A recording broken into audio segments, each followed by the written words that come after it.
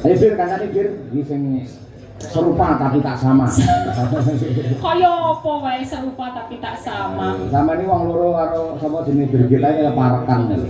Parekan itu, oh parekan Ceti itu. Ceti. Oh iya, emban-emban itu kan. Emban. Nggih menika wonten pamundutan rengu tapi nanti lah apa namanya bawonya nanti sinom grandel.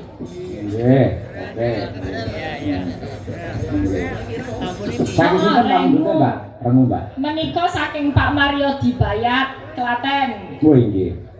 Siap, nggih. Monggo berarti slendro songo niki. Nggih. Iya, nggih.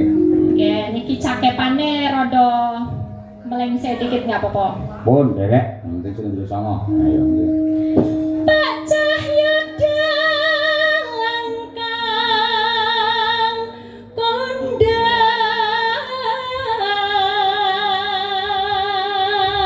Amin. Amin.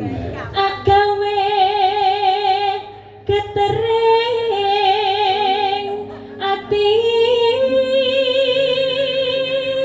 Wah, kapan tuwa ae? Jene sapa sing tresno. Rumah jagat kureping langit ya mung kowe katresnanku wong ayu. Jajale tak weani. Isine piye wong ayu? Apa ya tiba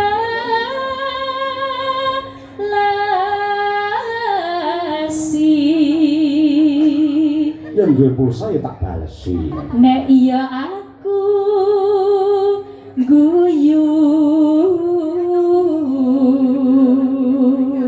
Wong guyu ki tandha lamun to bunak rasamu. Sing elok iki siji. Apa? Apal ora maca lho. Ki ora bener-bener wong jatuh cinta ora mungkin lho. Langsung cek. Ayo. Senadyan to gadah garwa. Ning bojone sabar manut kok Mbak Elisa. Waranggono ibu kesi. Apa kelakon aku dadi sing kedua. Wis janjiantrik.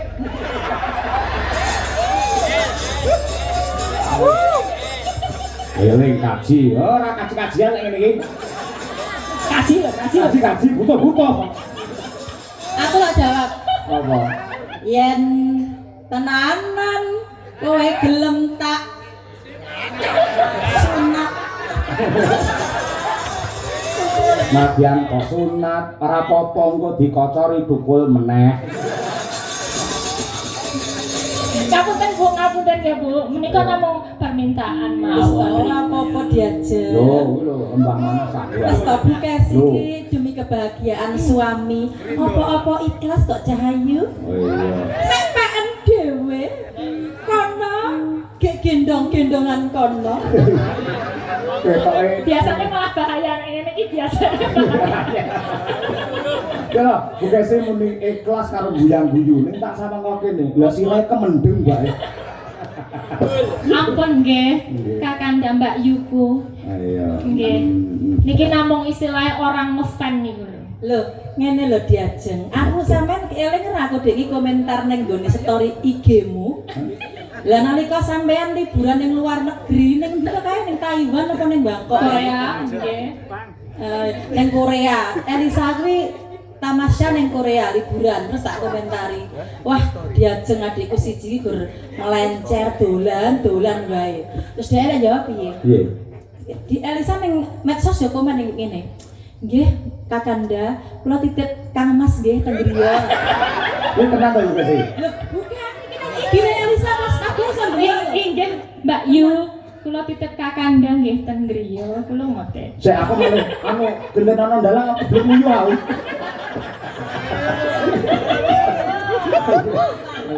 Wah, omongane marai. Nang kiri. Tenan. Terus aku ya jawab, "Siap, Dinda."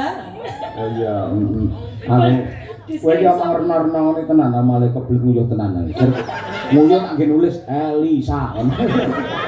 Anu Pak, aku tak bertanya. Sajane Mbak Elisa kan tadi kan bilang toh nek ngefan kalian jenengan. Terus Sing membuat Mbak Elisa ngefans sama Pak Ewe itu apanya toh, Mbak? Jane ya wis biasa, ya wis berumur ngono lho maksudku iki. Sik, aja muni berumuran kok aku tuwek to karemu. Lho maksudnya berumur 40 ngono lho, Oh Pak.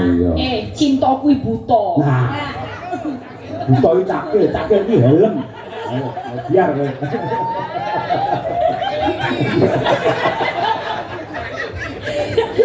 Rengu ya Mbak Bir kita ini.